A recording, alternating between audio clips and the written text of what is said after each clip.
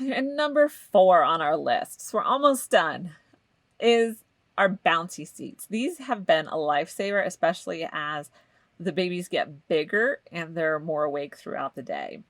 It's a great place to put them, especially if you need to alternate between the swing and the bouncy seat. It's a great place to be able to move them to.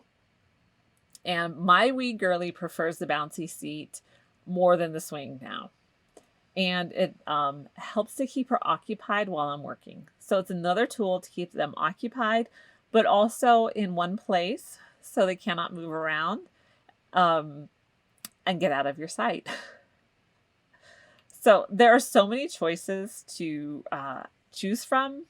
So here's just a couple. And again, like this is the rocking chair, which my daughter at this point prefers the rocking chair to the bouncy seat because she's more elevated. And it also has hard plastic toys. And for whatever reason, she likes hard plastic toys instead of the plush toys that come on most bouncy seats.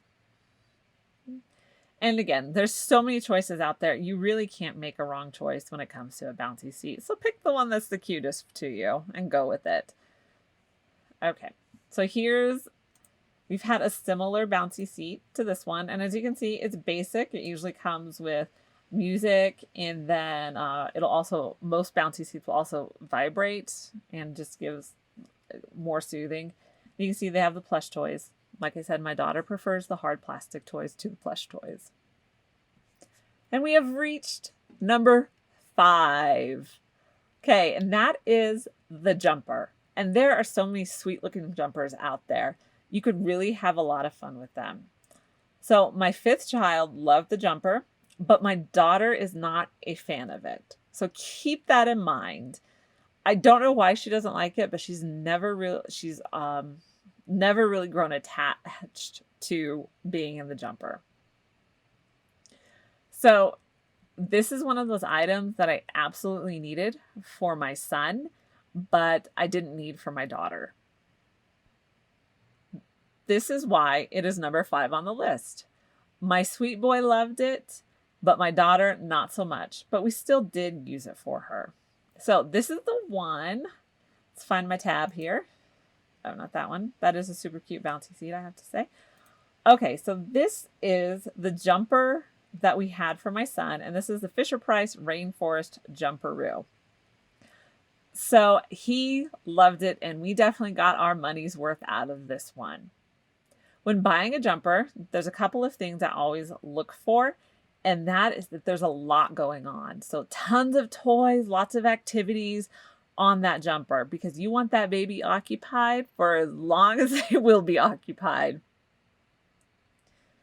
Okay, so an extra saucer is a great alternative. Oh, that's another jumper. So an extra saucer is a great alternative to a jumperoo. So this one is just say it's more stable, where the other one they could actually jump up and down on. So my son loves to jump up and down. That's why we got the jumperoo. But the extra saucer, it just stays in one place, and the seat usually turns so they can move around and look at all these toys. You see all this activity going on here? You want all these toys. And if you can find one with a snack tray and a cup holder, that's a bonus. Then they will really be occupied for a very long time. I know, you thought we were reaching the end of the list, but I wanted to give you an alternative to number 5, and that is a playmat. Because like I said, my son loves his jumper, but my daughter was not a fan of it, and she preferred her playmat. So let's take a look at that right now. So if your baby is not keen on the jumper, or you think a playmat would be more fun, or space-wise, that's what you have for, I would have the same recommendation for a playmat as I did for the jumper. Find something with a lot going on. So here we have the musical playmat, and my daughter loved her musical playmat. We didn't have this one, we had a different one. But the only thing I didn't like about the playmat, or the musical playmat, is the batteries died really fast, so we just stopped changing them. But she did love playing on it. So baby girl loves her musical playmat.